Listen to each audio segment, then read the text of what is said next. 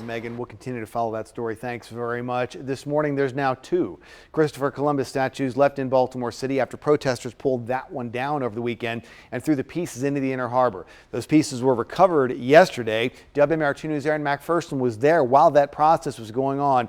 We're going to check in live with her right now. Aaron, it's been an emotional few days for people on both sides of this issue.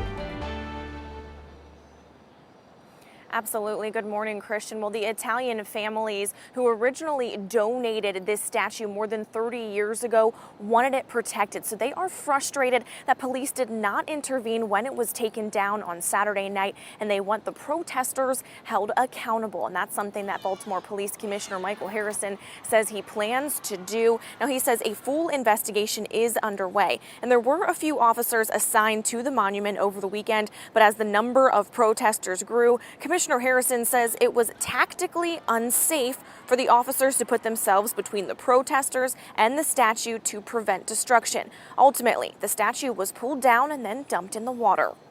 I understand the motivation. I don't necessarily understand the lawlessness. I'm deeply saddened that this had to happen. This is disrespectful to the Italians. Now, the statue was given to the city in the 80s by the Italian American Organization Union.